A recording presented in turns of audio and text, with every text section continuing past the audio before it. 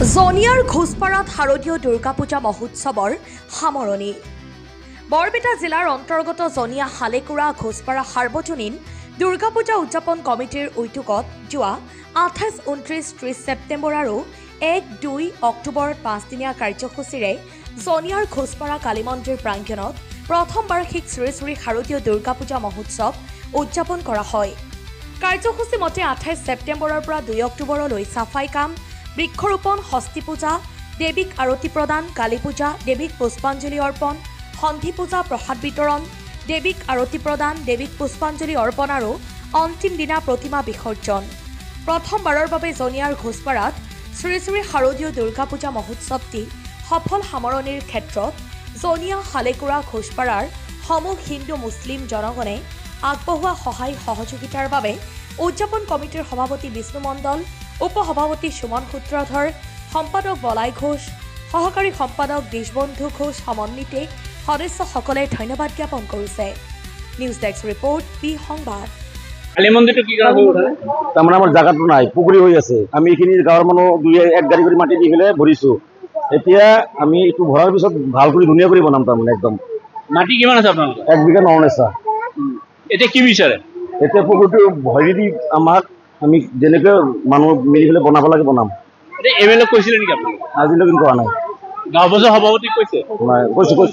কি কৈছে তেওঁ আমাক কৈছে ভৰি দিব এইবাৰ। আৰু জিলা পৰিষদৰ যিগৰাকী আছে জিলা পৰিষদ সদস্য, তাৰ লগত কথা হোৱা নাই। যাব লাগিছিল আপোনালোকে? যাম আমি, পূজাটো হৈছে এতিয়া আমি চবৰ লগত যাম। বনিটো ভৰিব লাগে এইবাৰ যেতিয়া মাটি কাটব তেতিয়া আমি চবৰ তাতে যাই পেলাই কামটো কৰিম। এনে বৃহত্তৰ এলেকাৰ মানুহৰ সঁহাৰি কেনেকুৱা আপোনালোকৰ প্ৰতি? ভাল। ফাষ্টফুডৰ হিচাপত মন খুচি একদম। চবেই আমাক সহায় কৰিছে। এছামিজ, মুছলিম, বঙালী চবেই মিলি আমাক সহায় কৰিছে। তোমাৰ পেণ্ডেলত ফাষ্টফুডৰ হিচাপত মন শান্তি। গাঁও পঞ্চায়ত প্ৰেচিডেণ্ট চব আহিছে। আমাৰ 17 গোটাকেইটা আহিছে, গাঁওবুঢ়া চাবুঢ়া চব আহিছে আমাৰ।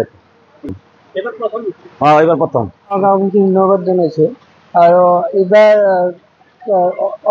পৰহি দিনা গাঁও পঞ্চায়তৰ প্ৰেচিডেণ্ট আহিছিল। তেওঁ কথা দিছে আমাৰ লগত যে পুখুৰীখন যেনেকৈ হওক চৰকাৰৰ ফাণ্ডৰে দি ভৰি দিয়াৰ কথাটো আলোচনা হৈছে। এতিয়া মাকটো আজি বিদায় দিব, দুখ লাগি আছে নেকি? দুখটো লাগি আছে, অলপ বেয়া লাগি আছে মনটো। মাৰ এতিয়া বিসৰ্জন দিবই লাগিব তেওঁ নীতি নিয়মৰ মতে, তাৰ কাৰণে অলপ বেয়া লাগি আছে মনটো। আবাৰ আকৌ আহি যাব? সভাতো আহিব আৰু চেষ্টা কৰিম আমি মাক আৰু সভাৰ অনাৰ কাৰণে। প্ৰতি বছৰে আপোনালোকে পূজা অনুষ্ঠিত কৰিব নাই? আমিতো তাকে ভাবছোঁ যে প্ৰতি বছৰে যাতে পালন কৰিব পাৰোঁ ৰাইজৰ সহায় সহযোগিতা।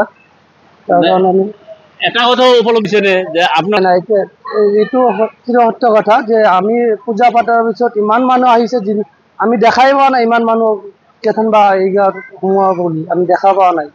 যিহেতু পূজা উপলক্ষে বহুত মানুহ আহিছে আৰু ইয়াতে সৰু ডাঙৰ চবৰে পৰাই আহিছে আৰু ভাল লাগিছে মনটো। কি নাম আপোনাৰ? মোৰ নাম শ্ৰী বিশু ঘোষ। Thank you. আমি এই 4 দিন যেহেতু এই 3 দিন যেহেতু আমাৰ মাক উলহ-মালহেৰে বহুত ভক্তি শ্ৰদ্ধা কৰিলোঁ। আজি আমাৰ মনটো বহুত বেয়া, কিয়নো আজি আমাৰ বিসৰ্জন।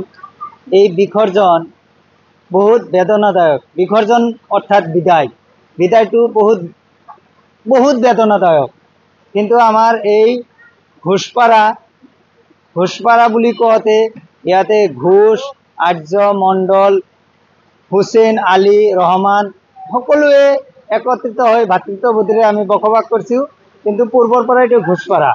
কিন্তু এইটো ঘোষপাৰা বুলি কওঁতে আৰ্য, আলী, ধুলি, মালি, আৰ্য, হুছেইন চব আছে আমাৰ ইয়াত। হিন্দু মুছলিম চব ভাতৃত্ববোধেৰে আমি বাস কৰিছোঁ, কিন্তু নাম হ'ল ঘোষপাৰা। কিন্তু আমাৰ মা দেৱীয়ে আজি বিদায় লৈছে। আমি খন্তেক পিছত আমি মা দেৱীক বিদায় দিম, কিন্তু আমাৰ মনটো আজি বিষাদেৰে ভৰা। আপোনালোকৰ কি কাৰ্যসূচী থাকে? কাৰ্যসূচী এইটো আমাৰ যিহেতু প্ৰথম বাৰ্ষিক সাৰ্বজনীন শ্ৰী শ্ৰী মা দুৰ্গা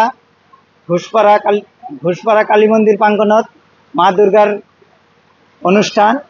এইটো আমাৰ কাৰ্যসূচী। আৰতি, নৃত্য এইবিলাকেই আমাৰ কাৰ্যসূচী। আগতে হয়তো বিশেষ কাৰ্যসূচী থাকিব। এনে কেনে পাইছে ৰাইজৰ সহযোগিতা কেনেকুৱা? ভাল। আমাৰ হিন্দু মুছলিম আমাৰ ইয়াতে হিন্দু মুছলিম অসমীয়া আমি সকলোৱে অসমীয়া, কিন্তু সকলোৱে যদিও অসমীয়া আমাৰ ইয়াতে হিন্দু মুছলিম এই দুটা যেহেতু সকলোৱে আমাক পূৰ্ণ সহযোগিতা আগবঢ়াইছে, সেইকাৰণে আমি হিন্দু মুছলিম সকলোলৈ অশেষ ধন্যবাদ। তেওঁলোকে পূৰ্ণ সহযোগিতা আগবঢ়াইছে। এই পূজা ভাগৰ মাহাত্য এইটোৱে, মা দেৱীয়ে যাতে শুভ শক্তি, মা দেৱীৰ আগমনত যাতে শুভ শক্তিৰ আগমন হয়, অশুভ শক্তি নাশ হয়। অসুৰ বধ মানে অশুভ শক্তিৰ বধ। কি নাম আপোনাৰ? মোৰ নাম শ্ৰী সঞ্জয় ঘোষ।